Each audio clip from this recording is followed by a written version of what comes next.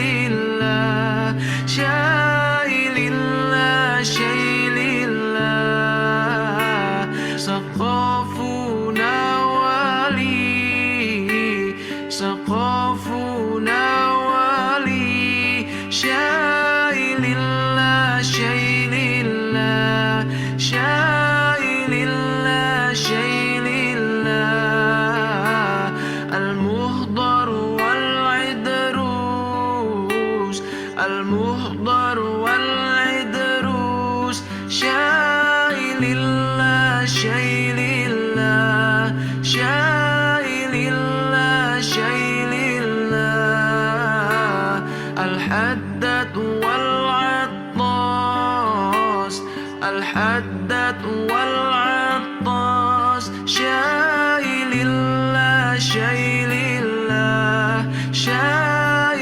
لله شيء لله وجميع الولي وجميع الولي شيء لله شيء لله شيء لله شيء لله يا تريم يا تريم يا تريم يا تريم شيء لله شيء لله شيء لله شيء لله يا تريم يا تريم يا تريم يا تريم شيء لله شيء لله شيء لله شيء لله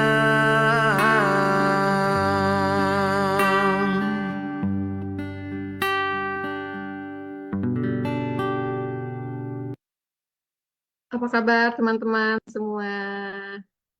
Alhamdulillah sudah beberapa orang yang bergabung ya. Teman-teman mohon bantuannya ya di grup untuk woro-woro kepada teman-teman untuk segera bergabung di workshop pagi hari ini. Menjelang siang ya. Ini saya mohon maaf kemungkinan 1 sampai 2 hari ya belum bisa nengok-nengok grup terlebih dahulu. Baik, kita mulai ya teman-teman. Bismillahirrahmanirrahim. Assalamualaikum warahmatullahi wabarakatuh. Alhamdulillahirrahmanirrahim. Alhamdulillahirrahmanirrahim. Alhamdulillah Allah izinkan, Allah selalu mengizinkan insya Allah di kajian ya, workshop menggapai sholat husu. Insya Allah ini adalah pertemuan ke-10 ya. Selawat serta salam, marilah selalu kita curahkan kepada junjungan kita Nabi Muhammad SAW.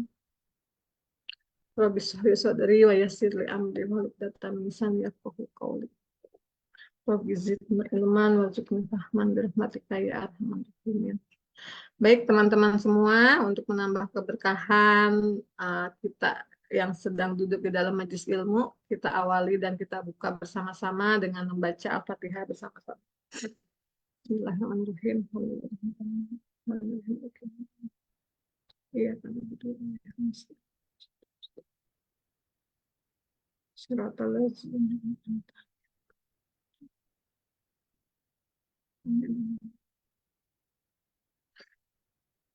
baik teman-teman, sebelum dilanjut ke materi di pertemuan ke-10 ini, silahkan teman-teman bisa refresh dulu ya, mereview dulu di pertemuan ke-9 kemarin. Kira-kira sedikit ya kemarin pertemuan ke-9, hanya sebentar. Silahkan bisa di-share catatannya, dibagikan dengan teman-teman yang lain. Semoga menjadi amal jariah juga buat teman-teman ya. Mangga, saya persilahkan. Boleh langsung dinyalakan mic-nya juga boleh.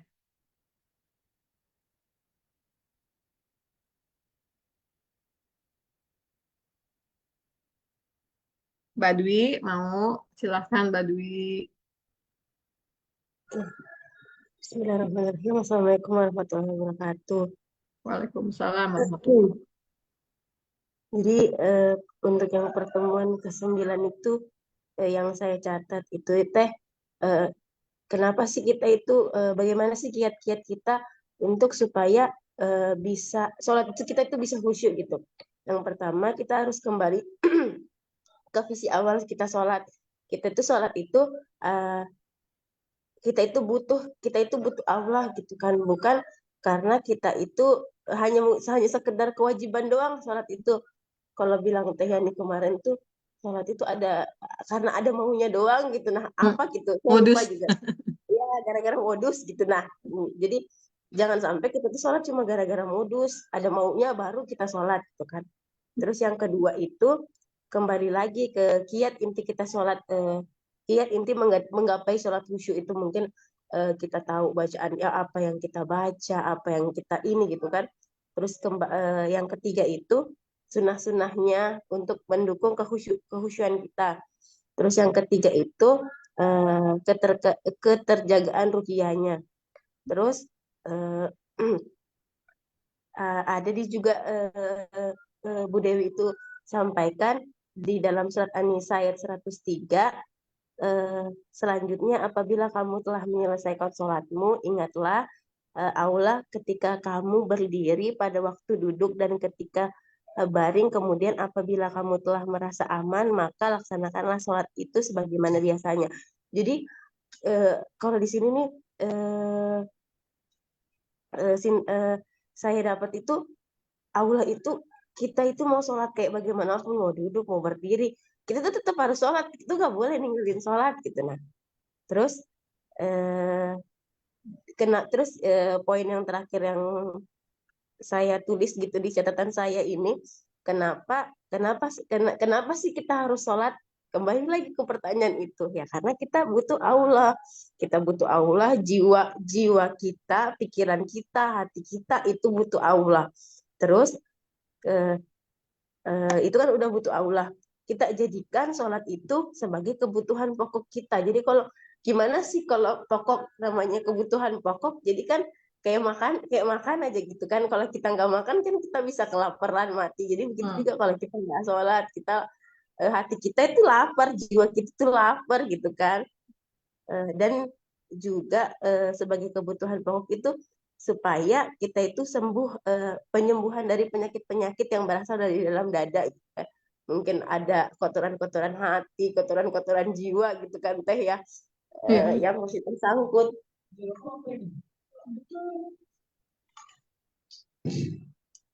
Iklan.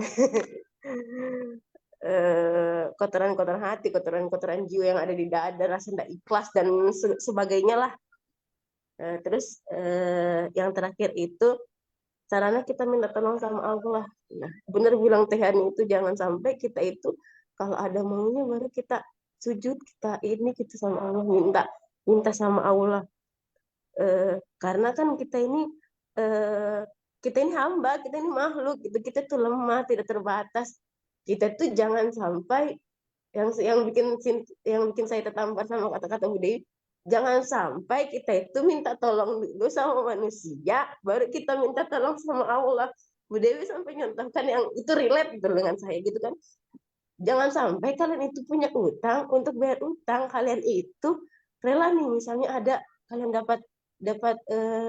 dapat informasi ada orang yang pebisnis hebat, tapi dia sekarang beradanya di Amerika. Kalian mau datangin gitu, rela ngorbanin duit berapapun buat kesana, ujung-ujungnya sampai ke sana itu nggak dikasih. Dan itu yang terjadi sama saya Teh, karena saya masih berharap sama manusia saat itu, Insya gagal Allah. Allah gitu kan. Jadi ya begitulah kira-kira ini, karena tidak menggantungkan harapan itu kepada Allah gitu, menggantungkan harapan kepada makhluk. Jadi ya kecewa. Iya, kecewa yang disengaja. Jadinya patah hati. Saya sih Teh. Ya, baik. Terima kasih Mbak Dwi. Saya sedikit cerita ya teman-teman, beberapa hari yang lalu. Ya kembali ya, Mas saya juga manusia biasa, manusiawi juga ya, dalam keadaan. Posisinya saat itu memang motor saya lagi agak mogok-mogokan. Mogok-mogokan, suatu saat itu mogok mati total. Nggak bisa nyalain sama sekali. Qadarallahnya saya sebelum pulang tuh saya WA dulu nih ke teman saya, boleh pinjam nggak tukeran dulu nih motornya. Saya mau pulang khawatir tengah jalan nanti mati. Saya dari rumah teman itu, ya Allah, semoga motor ini nyala sampai rumah teman saya. Biar saya nanti sampai situ bisa tukeran gitu ya. Qadarullah-nya WA saya belum dibaca sama teman saya itu. Mati pas depan rumah teman saya itu di gangnya, mati pas benar-benar mati, tapi kondisinya WA-nya belum dibalas. Ya udah saya nekat. Nekat tetap melanjutkan pulang. Habis melanjutkan pulang ternyata di pertengahan jalan itu motornya benar-benar mogok sama sekali, nggak bisa dinyalain lagi, nggak bisa di starter dan sebagainya. Akhirnya teman saya menghampiri di step ya, didorong pakai pakai kaki sampai ke rumahnya, kita tukeran. Besoknya saya ngotot, saya tuh biasanya kalau servis tuh nggak pernah di bengkel yang ece-ece, selalu di bengkel resmi. Akhirnya selama perjalanan saya minta sama Allah, ya Allah tolong tunjukkan dan matikan posisi motor ini tepat di bengkel yang engkau tentukan. Dan itu benar-benar bengkelnya bengkel ece-ece biasa ya. Saya meragukan bengkel itu meragukan lah istilahnya.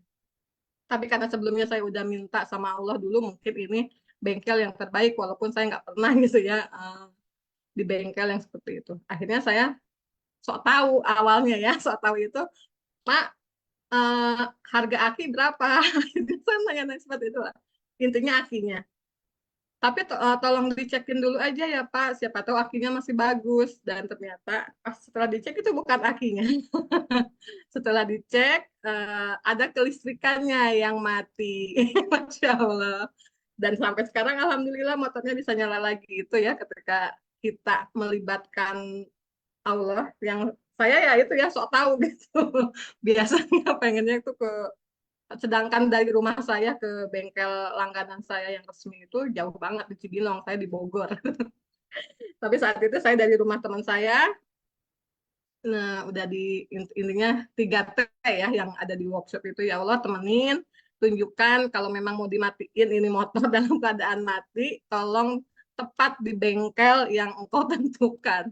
Ya saat itu ya tepat di sini bengkelnya masih sekitar Tanah Baru, walaupun itu bengkelnya menurut saya ecek-ecek karena saya itu trauma dengan bengkel yang asal-asalan karena sering pernah lah pengalaman ya di bautnya hilang lah, ditukar lah dan sebagainya. Tapi alhamdulillah kemarin mendapatkan bengkel yang insya Allah amanah. Beliau juga tidak langsung mengganti spare part yang saya bilang. Dia cek dulu, ini Bu kronologinya. Masya Allah, gitu ya teman-teman ya. Insya Allah saling berbagi, insya Allah.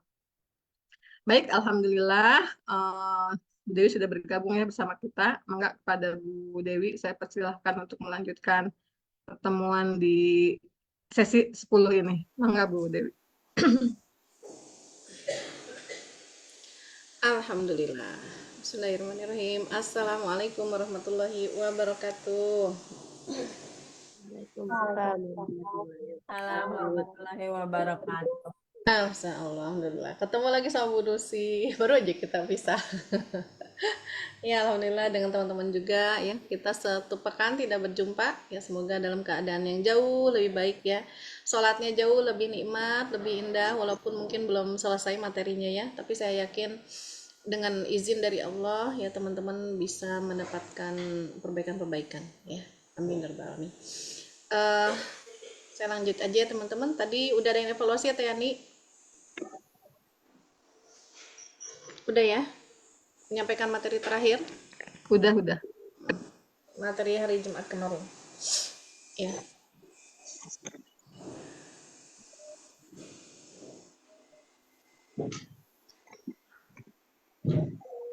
Ya, sekarang pertemuan ke-10 ya. Kita kemarin sudah bahas tentang kenapa kita butuh salat ya. Jadi kita sedang berusaha memunculkan ya di hati kita tentang ya kalau selama ini kita salatnya karena kewajiban saja doang gitu ya. Jadi itu beban rasanya, yuk kita mulai munculkan bahwa kita tuh butuh dengan salat kita ya. Kita butuh mendekat kepada Allah, kita butuh sama pertolongan-pertolongannya Allah ya. Tidak hanya untuk urusan dunia, untuk urusan akhirat ya. Kita membutuhkan pertolongan Allah. Nah, ya jadi kemarin karena kita itu tempat sholat sarana, tempat kita meminta pertolongan, ya, sarana. Nah, kemudian hari ini saya akan bahas tentang, ya, kenapa kita juga butuh sholat. Yuk kita munculkan sholat tadi karena kita butuh berterima kasih kepada Allah. Terima kasih bukan sebuah keharusan, tapi sebuah kebutuhan juga, gitu ya. Butuh untuk mewujudkan rasa terima kasih, ya. Kenapa butuh, ya, berterima kasih? Pertama, karena memang selayaknya secara fitrah, ya, manusia itu kalau biasanya nih, kalau merasa mendapat sesuatu yang buat dia itu besar, gitu ya, sesuatu yang berharga walaupun mungkin barangnya kecil, ya, sekedar peniti gitu ya, sekedar peniti, ya Allah ya, tapi kalau kita lagi butuh banget nih, ya, saya pernah tuh mau ngisi, ya, di luar kota, jarum pentul saya itu ketinggalan, sedangkan kerudungnya itu kalau pakai jarum pentul maju-maju ke depan gitu ya, itu licin gitu. Itu, ya, pokoknya intinya akhirnya saya kepada panitia minta tolongnya, gitu ya. Tapi ya begitu dapat itu jarum pentul, rasa bahagianya luar biasa gitu ya. Bayangin kalau sepanjang acara tuh nggak nemu jarum pentul itu ya, terus saya mungkin megangin kepala terus gitu ya, karena kepala, ya, karena kerudungnya pas ke depan gitu. Nah, jadi biasanya kalau manusia mendapatkan sesuatu yang menurut dia itu betul-betul membantu dia, betul-betul membahagiakan dia, rasanya besar buat dia, ya, dia akan berterima kasih, ya. Walaupun bentuk terima kasihnya, kalau ada orang kan yang gengsi ya, bilang terima kasih gengsi gitu ya, ya mungkin dia bisa berterima kasih dengan cara yang lain, setidaknya dia udah gak cemberut lagi gitu ya, terima kasihnya gitu ya. Nah, tapi kalau dia mau begitu ya berarti itu orang sombong banget ya, yang tidak mau berterima kasih. Tapi secara fitrah manusia itu butuh mengucapkan terima kasih tadi, karena itu buat dia membahagiakan juga mengucapkan terima kasih itu, ya. Ya Allah makasih banget ya, itu kan otomatis, dan kita habis ngomong itu tuh kan seneng ya pas bilang terima kasih itu. Nah, itu harusnya kita sematkan kepada Allah lebih dari apapun. Kalau kita bisa menguntai sejuta kata, ribuan kalimat, ya, jutaan, miliaran puisi yang bisa kita sampaikan sebagai bentuk terima kasih kita kepada makhluk, ya, harusnya ya Allah lebih layak untuk mendapatkan hal tersebut, ya. Nah, jadi apakah nikmat Allah itu banyak apa sedikit, teman-teman? Coba saya mau nanya dulu deh, teman-teman, nikmat Allah itu sedikit apa banyak? Itu banyak banget. Banyak banget. Kalau menurut saya bukan banyak banget. Banyak banget. Nya tuh gak ada ujungnya gitu kayaknya ya. Masya Allah, ya saking banyaknya, ya maha. Nah, jadi ini hanya satu ayat saja dari sekian begitu banyak ayat ya yang bisa kita akses ya teman-teman. Kita baca sendiri gitu dalam Al-Quran.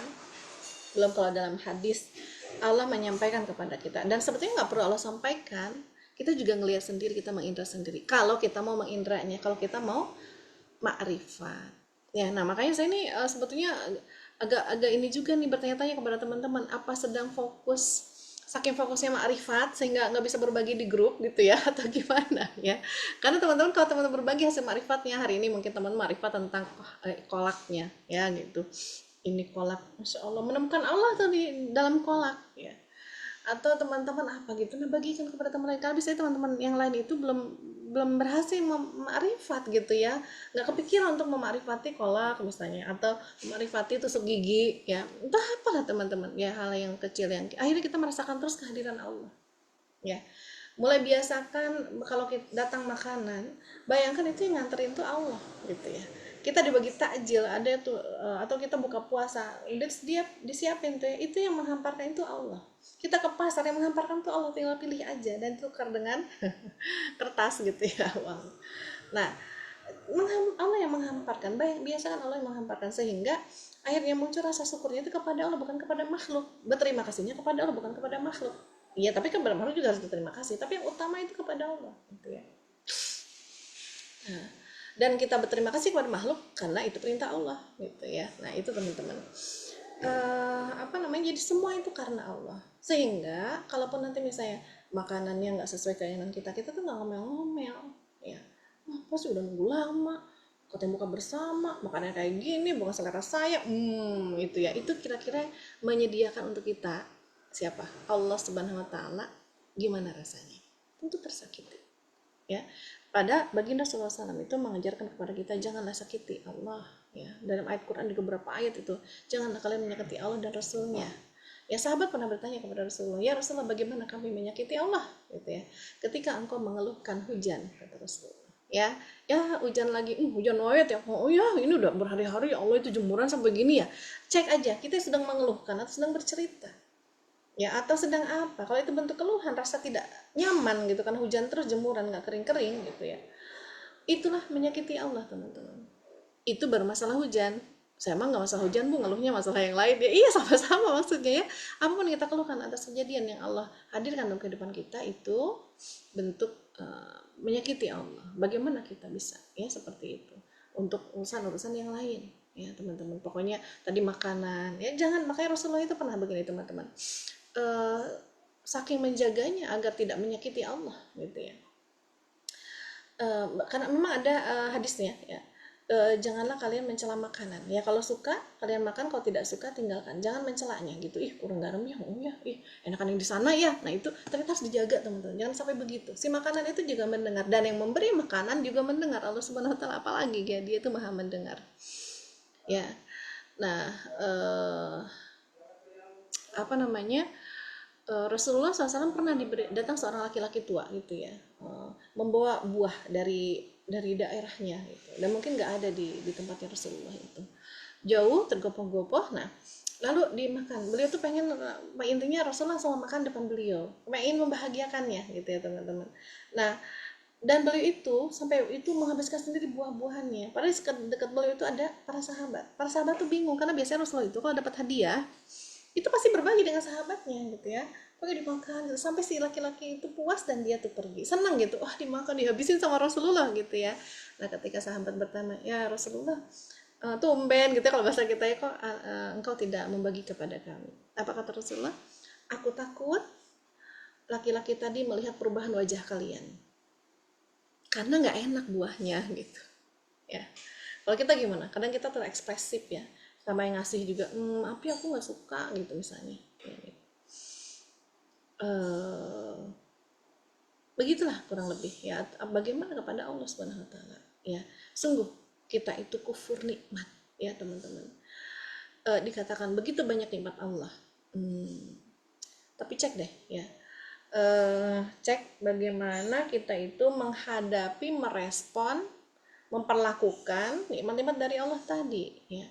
Harusnya kalau tadi saya tanya teman-teman, nikmat dari Allah banyak banget nggak? Banyak banget gitu ya, bahkan digambarkan apa, seperti kita mencelupkan air ke dalam samudra ya. Nikmat Allah itu begitu loh, setetesan air itu ya, mungkin ya syukurnya kita nggak setetes air pun gitu ya, nikmat Allah itu. Nah, jadi teman-teman,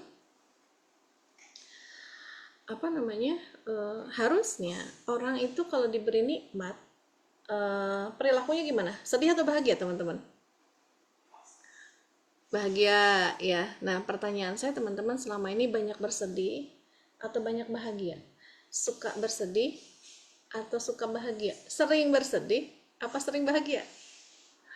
Ya sedih itu kadang-kadang bentuknya kesal, kecewa, marah, itu bentuk kesedihan juga sebetulnya ya. Karena atau kita apa namanya, sedang punya lagi ini, punya apa tuh, ngotot banget pengen sesuatu, lagi pengen sesuatu ya, ini kapan saya tuh punya rumah sendiri, capek ngontrak terus gitu ya, ini kan sayang banget nih, coba ini tuh daripada buat ngontrak mending buat nyicil rumah ya, terus dia pikirin itu kok kapan ya. Jadi begitu ya. Dan kebahagiaan tuh memang, teman-teman, yang namanya kebahagiaan itu sebetulnya secara teori kebahagiaan tuh nggak sebentar. Kalau standarnya dunia ya nggak akan sebentar, cuma sebentar ya, maksimal 3 bulan ya. Coba apa yang kita rasakan bahagia, teman-teman, ketika dulu kita SD. Saya bahagia kalau bisa main sama teman-teman ya. Kalau teman-teman nggak ngajakin main, sedih banget, nangis, ngadu-ngadu ya sama orang tua. Kemudian saya bahagia banget kalau masuk SMP ya gitu. Habis SMP gimana? Bahagia ya, bahagia tapi cuma sebentar, udah mulai pusing sama mulai patah hati gitu ya. Biasa masa SMP gitu ya, mulai banyak PR, capek tuh ya kegiatan. Ih, coba ya Pak, yang bikin bahagia kalau lulus dan masuk SMA. Saya bahagia kalau lulus dan masuk SMA. Pas SMA bahagia iya, tapi palingnya cuma 3 bulan. Habis itu ya pusing juga, macam-macam terus ya. Saya bahagia kalau kuliah, bahagia cuma 3 bulan. Habis itu pusing dengan dosen yang killer dan lain-lain ya. Habis itu saya bahagia kalau lulus. Setelah lulus ya bahagia cuma sebentar ya, syukuran gitu ya. Habis mulai mikir kerja apa, kerja di mana ya. Saya bahagia kalau kerja, habis itu ya terus sebentar. Bahagia kalau nikah, bahagia kalau tapi cuma sebentar teman-teman. Kita akan mencari kebahagiaan lainnya. Kenapa ya polanya hampir semua manusia kayaknya sama begitu? Ada yang nggak begitu polanya?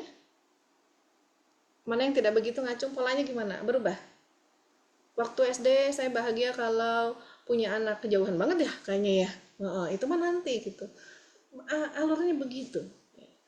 Nah, kalau pola kita sama, ya berarti standar kita mungkin sama ya. Standar kebahagiaan kita sama, belum beda teman-teman ya. Karena kalau dan itu biasanya melelahkan. Kalau bahagian seperti itu melelahkan. Jadi kita jadi kurang syukur. Ya, kurang bersyukur. Kita akhirnya sibuk mencari, memikirkan, mengejar yang belum kita dapat. Tapi yang sudah kita dapat, kita bahkan mungkin nggak pernah mensyukurinya. Karena kalau orang mensyukuri, hidupnya itu pasti bahagia. Kalau orang banyak bersyukur, hidupnya pasti bahagia. Walaupun ibaratnya seluruh bumi meninggalkan kita, tapi dia banyak bersyukur, dia akan bahagia. Walaupun ya, karena memang bahagia itu teman-teman sebetulnya sederhana. Ya, sederhana. Gimana bahagia itu? Kita nggak bahagia sebetulnya karena kita punya syarat. Ya, saya bahagia kalau lulus, saya bahagia kalau nikah, saya bahagia kalau pasangannya begini. Nikah bahagia mungkin cuma berapa bulan, habis itu kayaknya aku salah pasangan deh, kan gitu ya. Kok kayak gini sih aslinya gitu misalnya ya. Terjebak nih, coba sama yang dulu. Nah, udah tuh setan datang ya. Jadi susah bahagianya. Kenapa? Karena bahagianya itu jika saya bahagia jika ini. Saya bahagia kalau ini ya. Si jika dan si kalau itu yang kita suka bawa sehingga kita nggak bahagia teman-teman ya. Sehingga sulit bersyukur. Ya. Udah dikasih anak nggak bahagia juga gitu ya. Kurang bersyukur. Pada di luar sana ada yang lagi nunggu-nunggu punya anak, punya kerjaan nggak bahagia. Pada di luar sana posisi kita mungkin kerjaan yang sekarang cuma misalnya ya.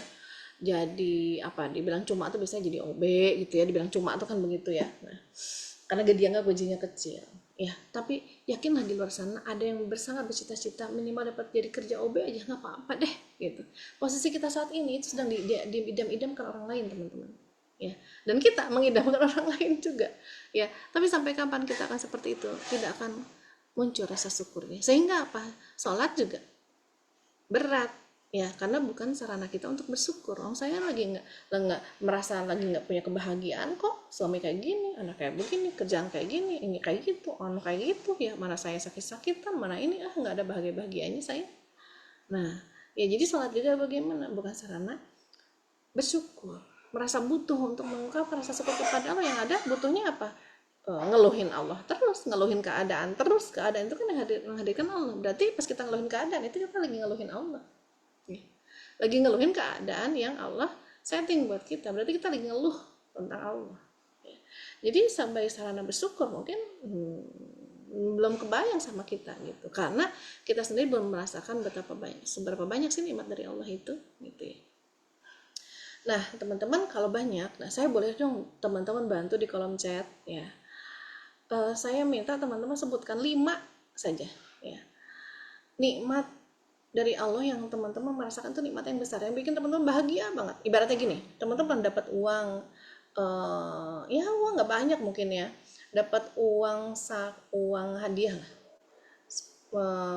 nggak banyak tuh soalnya perbandingannya. Kalau orang kan dapat hadiah mungkin miliaran, triliunan kayak abis kemarin pemilu itu ya. Kalau banyak tiba-tiba dapat uang triliunan banyak gitu ya, miliaran gitu ya, atau jadi tiba-tiba jadi jutawan gitu ya. Nah, teman-teman misalnya dapat uang 1 juta, ada yang ngasih 1 juta. Gimana responnya? Nih buat kamu nih uang saku 1 juta. Gimana responnya? Bahagianya gimana, senyumnya? Gimana kalau nggak 1 juta? Teman-teman dapat hadiah umroh gratis nih bulan Ramadan, itikaf 10 hari. Gimana bahagianya? Gitu ya. Ya senangnya luar biasa, bahagianya. Tapi pertanyaan saya teman-teman, nikmat dari Allah kalau mau diuangkan dari sejak kita bayi sampai sekarang, lebih dari itu nggak? Lebih dari 1 juta nggak? Lebih dari 1 miliar? Lebih dari 1 triliun? Dia tak ternilai. Tapi kenapa kita belum sebahagia kayak tadi dapat 1 juta, dapat tiket umroh? Padahal nikmat dari Allah lebih dari itu. Gitu. Hidupnya apa? Itu mukanya ditekuk mulu ya. Merasa menjadi orang yang paling banyak merasa banyak masalah di dunia gitu ya. Nah, karena kita belum pandai bersyukur. Ya. Kenapa belum pandai bersyukur? Saya kira karena kita juga nggak tahu nikmat Allah itu yang mana. Saya menderita terus dari kecil, saya mau udah dibuang sama keluarga, nggak ada yang suka sama saya. Mana nikmat apa? Coba orang-orang senang ya, dan seterusnya. Nah, saya coba sekarang minta teman-teman tolong di kolom chat ya sebutkan minimal 5 nikmat Allah. Tapi jangan nikmat yang ada kaitan dengan tubuh. Nikmat bisa melihat mata, telinga, nggak usah ya.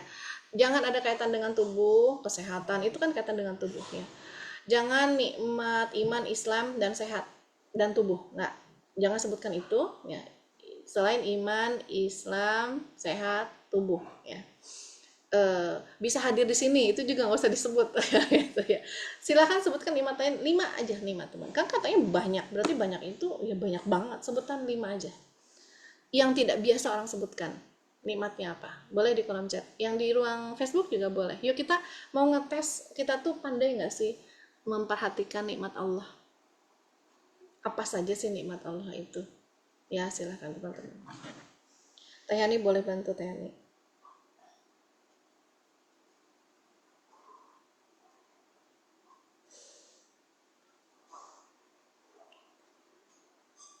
Di sini ada berapa puluh orang yang hadir di sini?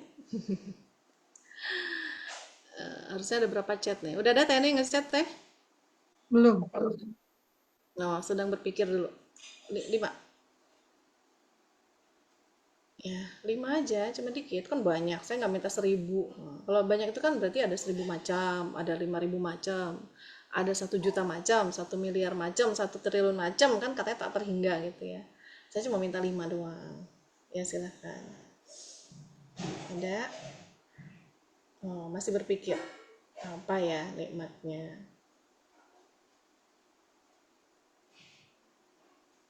Di ruang Zoom ada berapa ratus orang Teh Yani? 29. Iya, orang saya nanya berapa ratus.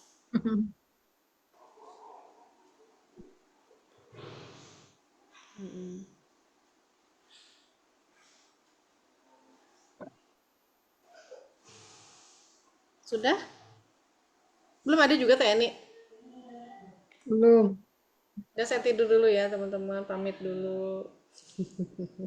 Diberi hidayah dan taat, memiliki anak hafal Al-Quran, anak yang solih dan solihah. Terus,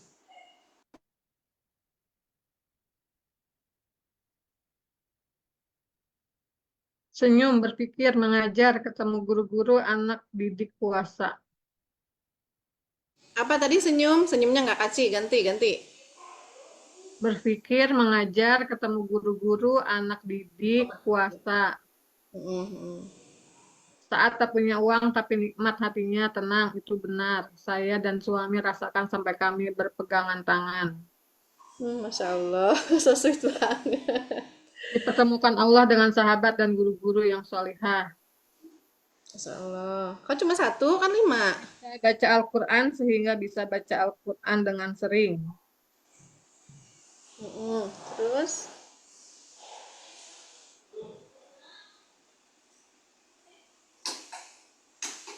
Nikmat semalam hujan, bocor, banjir, pagi harus beberes. Alhamdulillah dibantu Allah dalam beres sampai selesai. Tos dong Bu Puji. Ya Teh Yani. Sama maksudnya. Nikmatnya. Nikmat banget itu ya Allah, Robi.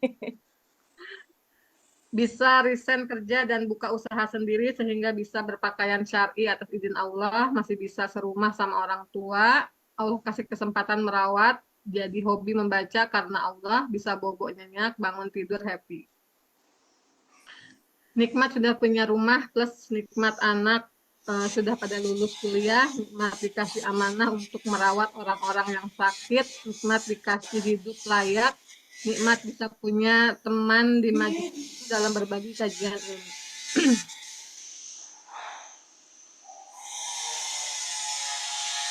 Anak mau makan, doyan makan, suami senang dengan masakan yang dimasak. Alhamdulillah. Dipertemukan sahabat-sahabat yang selalu punya pasangan yang satu nikmat anak dengan berbagai kelebihan, kekurangannya, nikmat diberi kepemahaman ilmu. Nikmat bisa bangun sahur, bisa siapkan sahur keluarga, bisa nikmati tidur pulas, bisa memeluk dan dekat anak setiap saat, dimudahkan dalam beribadah, sholat, ngaji, dan majelis ilmu sampai detik ini. Nikmat punya toko. Kuota. Ya udah cukup deh mewakili ya, Masya Allah. Alhamdulillah. Nah teman-teman, ada nggak, terasa nggak agak sedikit mungkin kesulitan mencarinya? Ya mungkin ada ya, atau mungkin baru ngeh tadi yang tadi diketik itu ya itu nikmat Allah juga ya gitu ya. Mungkin ada yang baru sadar begitu ya. Nah sepertinya gini teman-teman, kita itu saya ini kalau offline ya biasanya minta satu-satu peserta sebutkan, ayo siapa. Nah itu biasanya udah mulai baru peserta kedua aja gitu ya, apa ya gitu ya ya. Dan kalau ditanya kenapa, saking banyaknya bingung. Nah ya sebetulnya menurut saya bukan saking banyak ya teman-teman, tapi karena saking kita tidak terbiasanya mengingat-ingat nikmat Allah jadi bingung yang mana ya gitu. Nah sekarang saya tanya sama teman-teman sekarang di rumah teman-teman ada berapa jenis barang? Lebih dari 100? Kalau peniti punya 10, berarti dihitungnya 10 biji, bukan satu macam. Ada berapa lebih dari 100? Lebih nggak? Lebih. Sendok ada berapa? Garpu. Nah, Yes. belum itu kalau ada apa namanya engsel pintu hitung juga. Ada skrup baut ya, itu dihitung juga. Lebih saja. 1000 macam lebih juga menurut saya gitu ya. Banyak. Oh iya, ya itu nikmat Allah bukan? Nikmat Allah. Pernah nggak mensyukuri bautnya, disyukuri sama kita, gagang pintu disyukuri sama kita, pernah belum? Pernah nggak merasakan itu tuh nikmat yang begitu besar?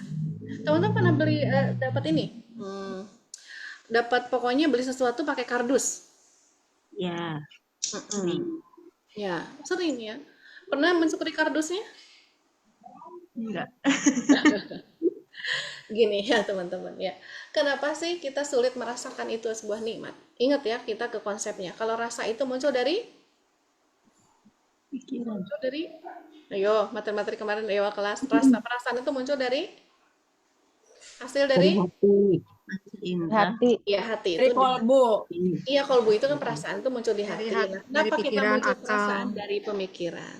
Ya, dari pemikiran. Kenapa kita belum merasakan itu nikmat yang besar? Kita mungkin sekarang udah mulai bisa nyebutin, iya itu nikmat dari Allah. Tapi terasa nggak di hati kita? Wah, gitu.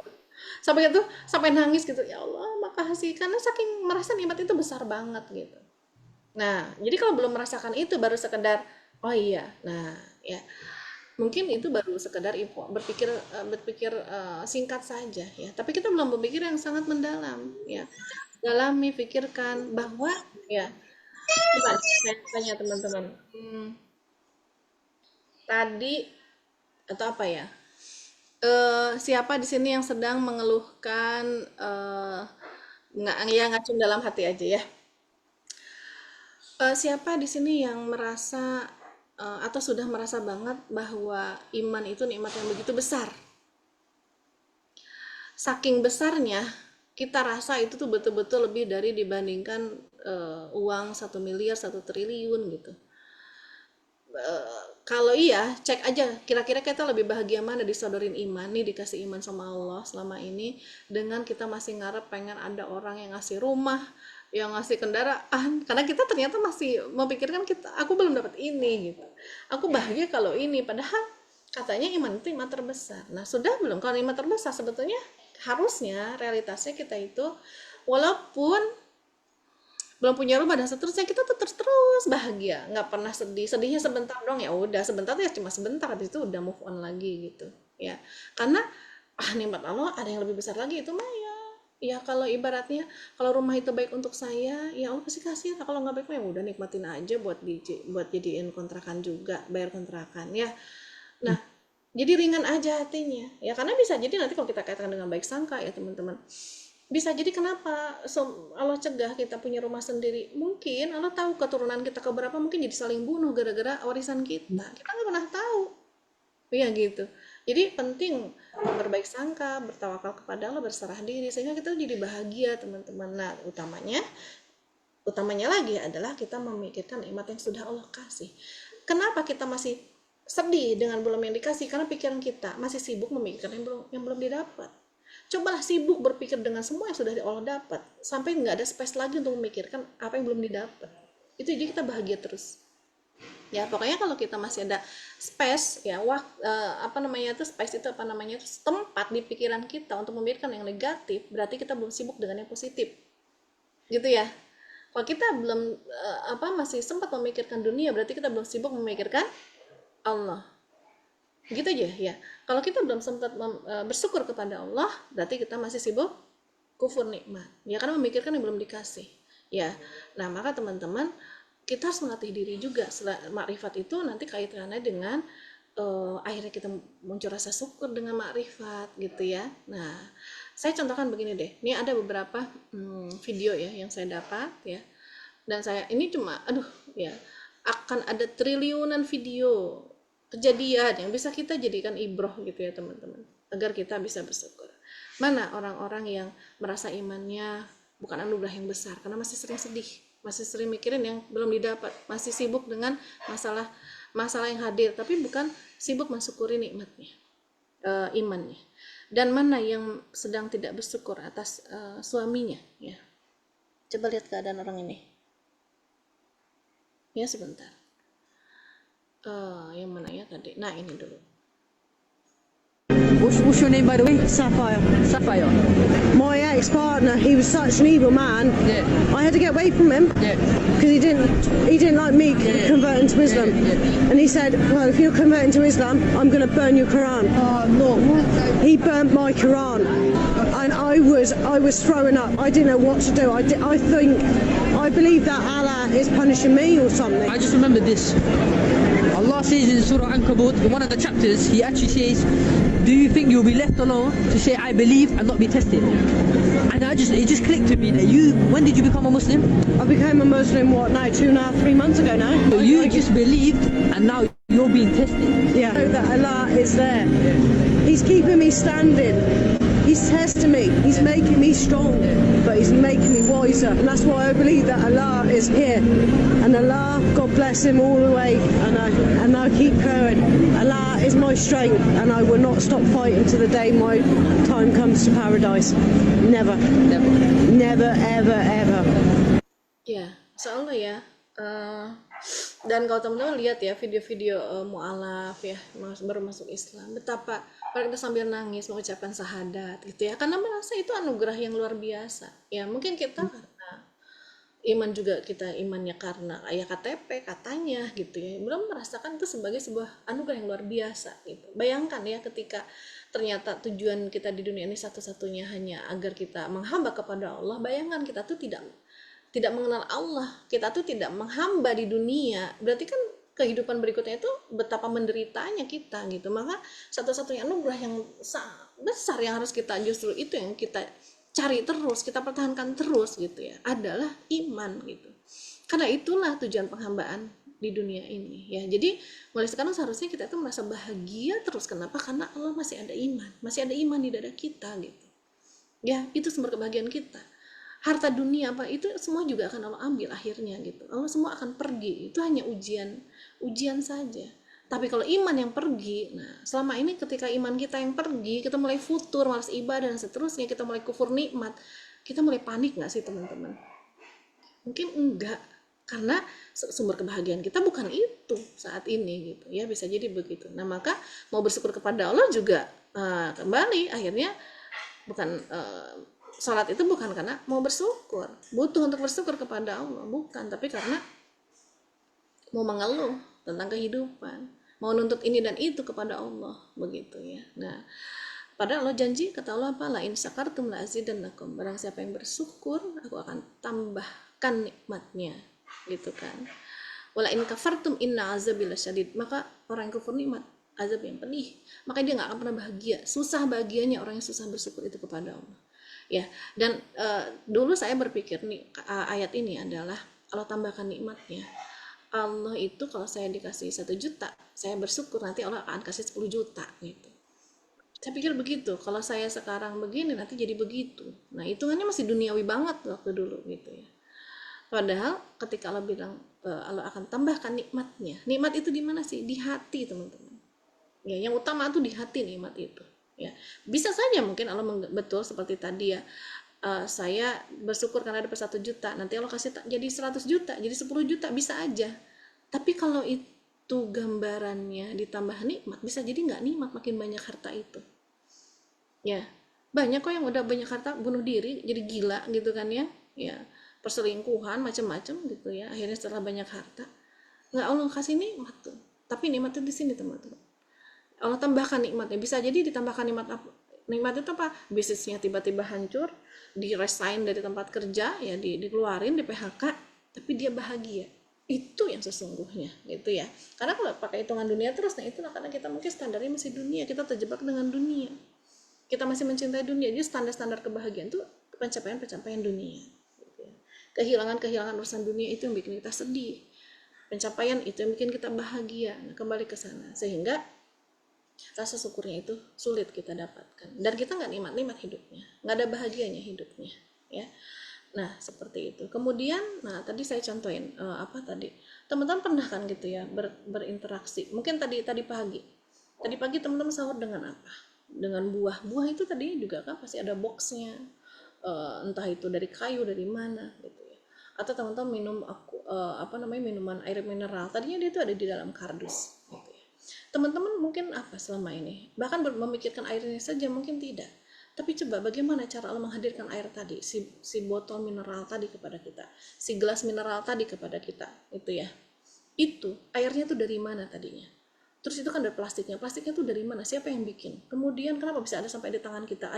Ada berapa orang yang terlibat sejak dari pabrik sampai itu airnya ada di tangan kita, dan kita tinggal nyedot aja sedotannya. Belum kita omongin sedotannya, belum kita omongin penutupnya. Kita belum omongin lagi kardusnya. Kita belum omongin mungkin kendaraan-kendaraan, entah ada berapa jenis kendaraan yang menghantarkan akhirnya kita tuh punya minuman tadi gitu ya. Bahkan airnya entah dari gunung yang mana. Kapan gunungnya itu diciptakan oleh Allah? Kapan? Terus pertanyaan begitu. Lanjut ya teman-teman. Itu luar biasa teman-teman. Ya, belum kalau kita berasnya itu kapan ditanamnya gitu ya. Dari petani mana? Tanahnya itu disiapinnya sejak kapan ya. Ketika mulai ditanam itu membutuhkan energi matahari, curah hujan, berapa banyak? Ya, berapa jumlah malaikat yang senantiasa terlibat. Kalau ada pabrik-pabrik yang membantu kita, penyediaan kebutuhan kita tadi ya. Tadi air mineral saja berapa pabrik yang itu? Belum pabrik sedotannya. Pabrik apanya lagi? Sebelum jadi sedotan dia tuh jadi apa? Plastik. Biji plastiknya itu di mana? Pabriknya yang mana? Pabrik itu ada berapa orang insinyur? Berapa banyak pengusaha di situ terlibat? Masya Allah ya. Sesungguhnya otak kita nggak bisa mampu untuk menjangkau kerumitannya ya. Buat kita rumit, tapi buat Allah mah sangat mudah gitu ya. Tapi kerumitan ya, sampai tadi air minum tadi itu sampai Allah jagain gitu ya, nggak kena cecak mungkin si air minumnya itu ya, nggak keinjek orang, nggak kegiles ban, nggak apa, sampai akhirnya kita bisa minum.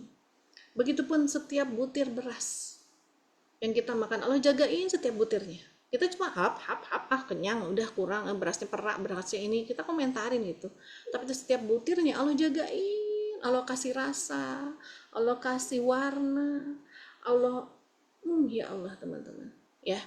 Belum tadi apa? Air mineral itu dusnya. Nah teman-teman coba lihat ya, ini ada pembuatan dus seperti ini.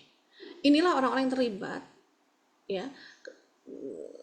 Mungkin teman-teman pendapat snack ya, ada dusnya. Kita mungkin nggak pernah mikirin dusnya, dibuang aja. Pernah nggak masuk risi dus nih?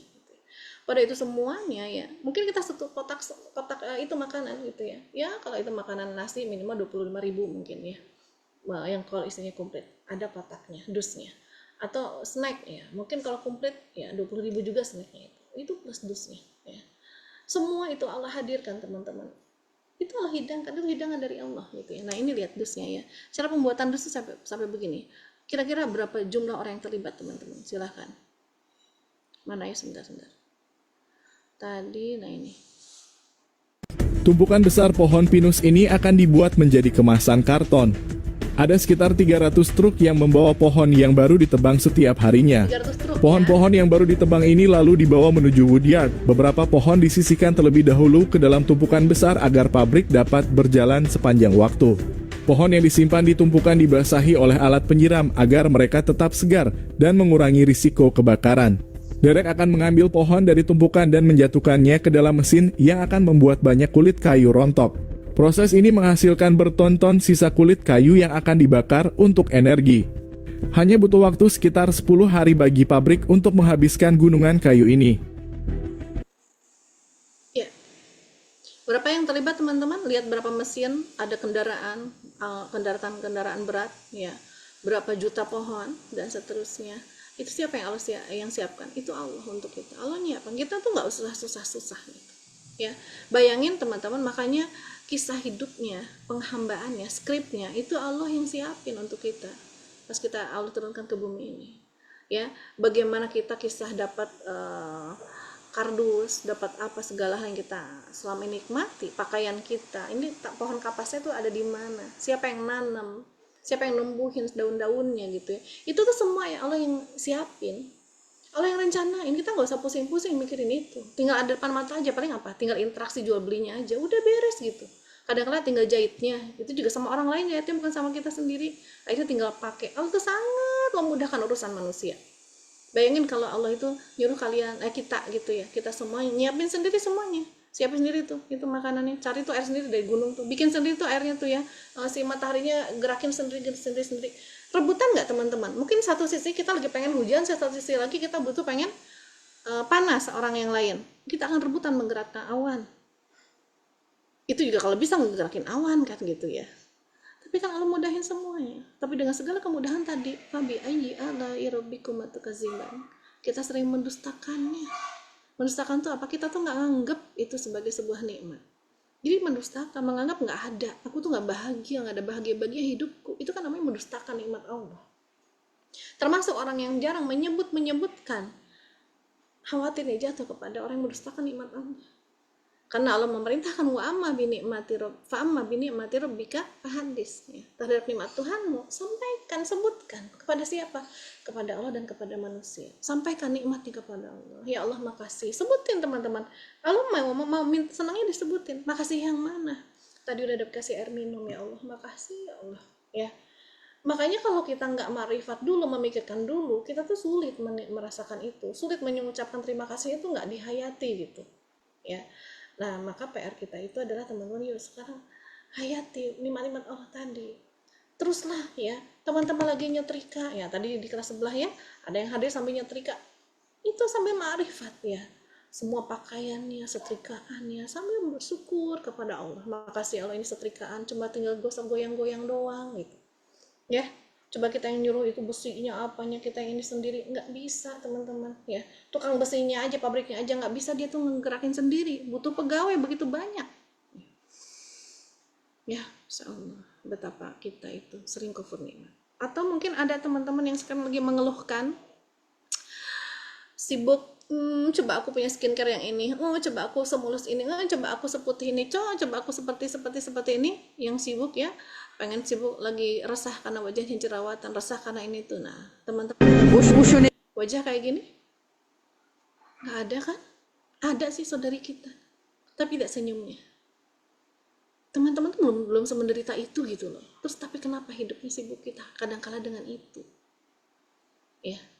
Sibuk pengen tetap terlihat awet muda. Kenapa kita nggak sibuk pengen tetap terlihat sebagai hamba kepada Allah ya. Ini cuma casing, ibaratnya itu casing teman-teman. Nanti tuh Allah ganti casingnya gitu.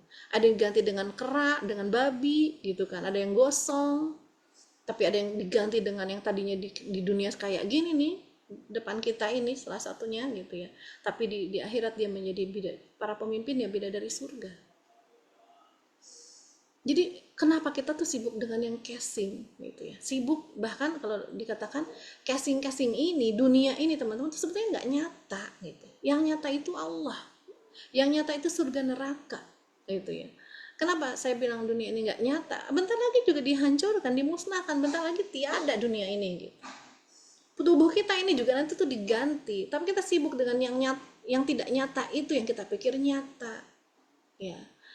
Kita pikir duit itu nyata. Pahala itu nggak nyata, makanya seringnya ngejar duit. Lebih senang kalau dapat duit bukan dapat pahala. Gitu. Ya, semuanya Allah akan musnahkan karena tidak nyata, teman-teman. Ya, seperti itu. Yuk, makanya pandai-pandailah bersyukur. Syukuri wajahnya yang ya seperti apapun ya Allah berikan. Ya, itu yang cocoknya teman-teman tuh ya segitu. Ya, kenapa saya yang pesek? Kenapa saya mancung? Ada yang mancung pengen pesek gitu ya. Terlalu mancung dia nggak suka. Ada yang hitam pengen putih, yang putih pengen eksotis, serba macam-macam. Yang keriting pengen lurus, yang lurus pengen keriting. Ya Allah, itu tuh semuanya yang cocok. Saya cocoknya kayak gini, teman-teman ya cocoknya kayak gitu. Makanya suka ngarap seperti orang lain, nanti itu Allah tersinggung yang memberikannya. Kita mau bilang kita lebih pintar gitu ya dibandingkan Allah menata tubuh kita, menentukan mana yang paling cocok. Enggak gitu ya. Kita terus nggak boleh merawat diri. Ya silakan merawat diri, tapi tidak berlebihan gitu ya. Tidak menjadi fokus utama. Gitu. Fokusnya adalah bagaimana merawat iman, ya, merawat hubungan kita dengan Allah. Nanti Allah akan menyelesaikan kok yang urusan-urusan lainnya gitu ya. Nah itu teman-teman. Jadi ini juga udah dibahas tentang masalah ilah ya gitu ya. Kita lebih terdorong mana sih gitu ya? Terdorong membersihkan di hadapan Allah, ya. Selalu awet muda sebagai hamba, ibaratnya awet jadi hamba terus, nggak pernah jadi hamba dunia gitu ya. Awet gitu. Kan tapi kita mungkin sibuknya malah pengen awet muda wajahnya, ya. Itu menolak tua katanya kan selalu ada candaan-candaan begitu. Ya, mohon maaf, tapi satu sisi ya nggak masalah, silahkan kamu merawat gitu. Tapi itu jadi jangan sampai bikin Allah cemburu. Jangan jadi sumber kebahagiaan. Kita bukan sibuk merawat wajah kita di hadapan Allah. Bagaimana ketika wajah kita di hadapan Allah? Sudah benarkah kita membersihkan hadasnya? Ya, kayak gitu-gitu harusnya kita sibuk itu. Kita terlihat cantik nggak di hadapan Allah? Itu yang harus kita fokuskan. Ya. Cantiknya dan versi cantiknya Allah bukan wajah kayak gini gitu teman-teman. Yang kita sedang lihat saudara kita itu di hadapan Allah mungkin dibandingkan kita saat ini jauh lebih cantik gitu teman-teman ya, karena versi cantiknya Allah itu berbeda. Nah jujur deh, kita selama ini lebih mengejar versi cantik yang mana ya. Nah itu teman-teman. Kemudian ya ada yang sedang merasa banyak hutang, masalah keluarga dan seterusnya. Coba kita lihat satu lagi ya. Sekarang ini telah mengajarkan banyak orang arti mensyukuri hidup. Setidaknya, inilah yang dirasakan oleh beberapa pengguna media. Setidaknya, inilah yang dirasakan oleh beberapa pengguna media sosial TikTok. Banyak dari mereka menyatakan bahwa kesukaran hidup yang tengah mereka alami kini sungguh tidak ada apa-apanya dibandingkan dengan penderitaan warga Gaza. These people have lost everything, and still they say, Hasbunallah wa ni'mal wakil. Allah suffices me. Allah is enough for me. Palestinians who say, Alhamdulillah for everything. They lost their house, Alhamdulillah. They lost their job, Alhamdulillah. They say, Alhamdulillah after everything. They are thankful for everything, yet they have nothing. And we here are living in our fancy houses, driving our fancy cars. And we're sad because we don't have the new iPhone 15, we just have the 14. Bro, we're not grateful. We're not grateful. Like, okay, well, let's say you lose your job. Let's say you lose your livelihood. Some people, you still have a place to stay at night. You're still, do you know what I mean? You're still warm. Winter's coming. And the people of Gaza do not have anything. Seorang pengguna TikTok yang bekerja sebagai petugas medis pun ikut memberi keterangan dalam unggahan videonya. Senantiasa selalu mengingatkan diriku untuk bersyukur dimanapun tempat aku bekerja dan tidak mengalami apa yang dirasakan petugas medis di Palestina. Tersungkur, berlutut, dikelilingi kematian dan keputusasaan. Bahkan seorang pria yang mengaku sebagai seorang ayah turut merasakan perasaan serupa ketika anaknya jatuh sakit beberapa waktu lalu. My son's been sick the past couple days. We didn't sleep last night, and we took him to the doctor this morning, where we found out that we took him in just in time. It's been so scary. And so I come home and I'm scrolling on TikTok, and all day it's just been parents in Palestine holding the bodies of their children. The fear I'm feeling right now, and I felt this morning, they've been feeling for decades. And I get to take my child and get him clean water, and I can feed him chicken noodle soup, and I can take him to a hospital without worrying if it will be bombed. Mereka mengaku ego, materialistis, serta hasrat duniawi mereka telah membuat mereka lupa untuk mensyukuri hal-hal kecil dan sederhana dalam hidup. We are so spoiled. Allah has granted us so many incredible blessings that we haven't even shown gratefulness for. Take these people's lives as a lesson. These are people of courage and bravery, people with true iman and faith. These Palestinians may be poor in this dunya, but they are rich in akhirah. These Palestinians may have lost their houses and their families, but they have gained a connection with Allah that is more worthy than anything we have in this world.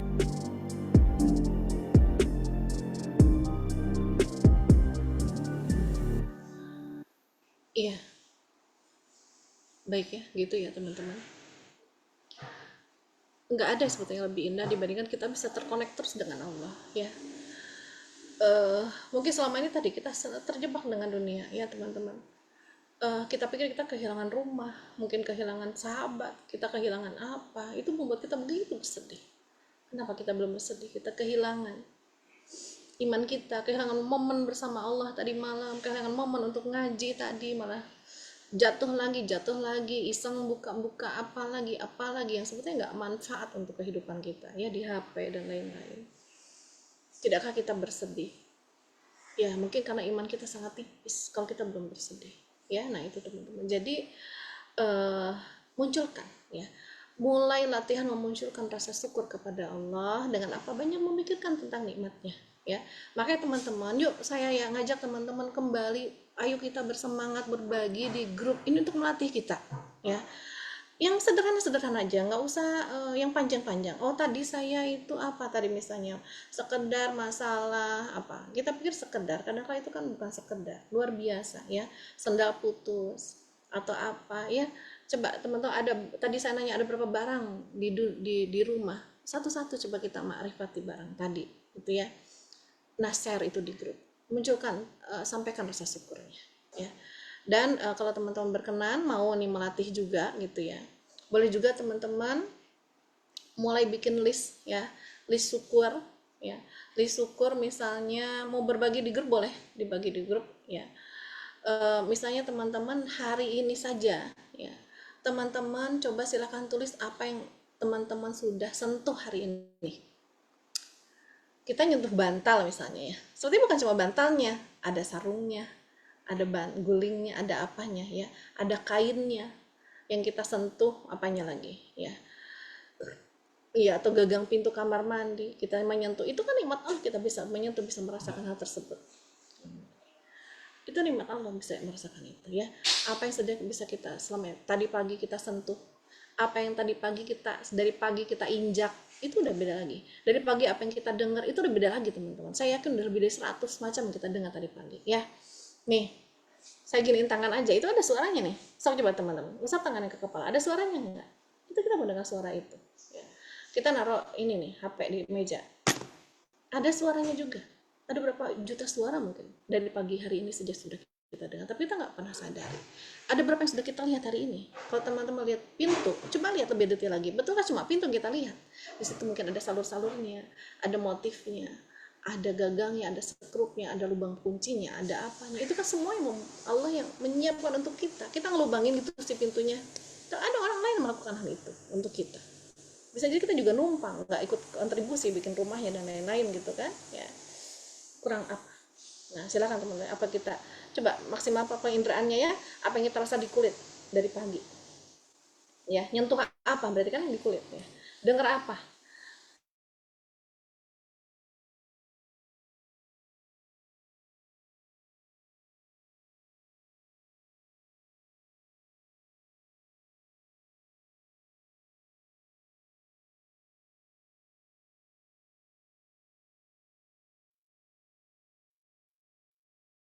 Sepertinya gangguan ya teman-teman, mohon ditunggu.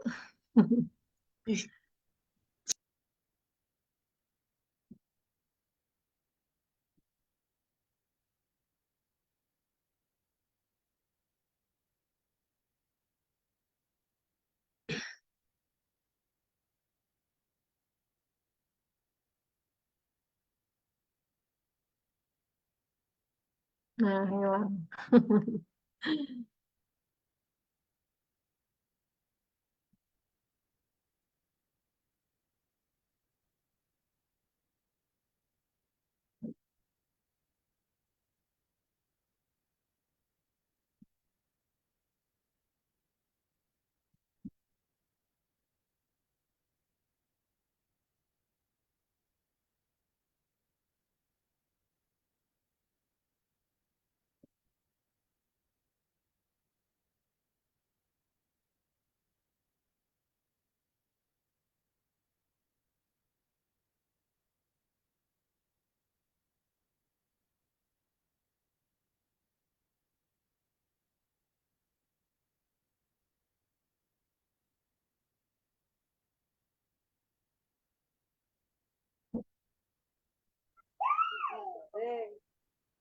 Belum bergabung lagi ya teman-teman. Tapi ini sudah pukul 11:35. Sebentar, saya hubungi dulu ya.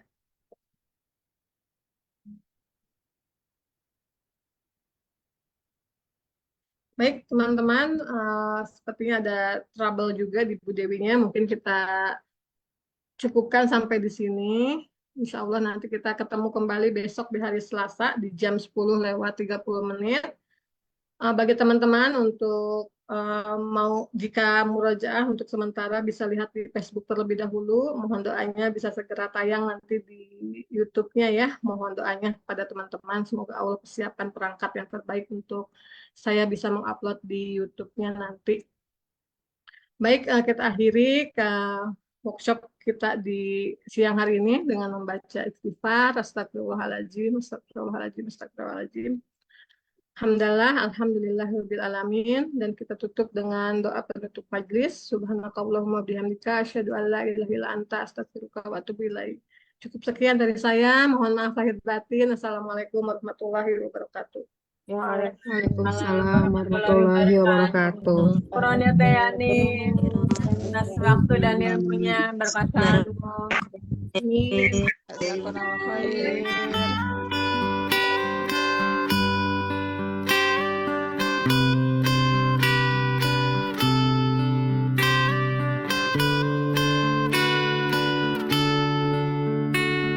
Ya Tarim, Ya Tarim, Ya Tarim, Ya Tarim, Syailillah, Syailillah, Syailillah, Syailillah, Ya Tarim, Ya Tarim, Ya Tarim, Ya Tarim, Syailillah, Syailillah, Syailillah, Syailillah,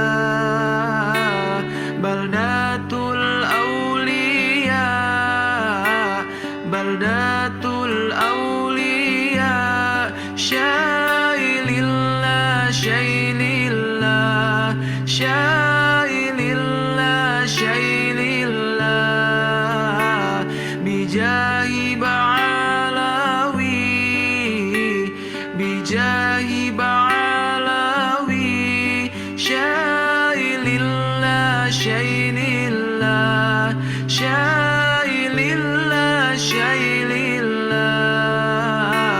Ya Tarim.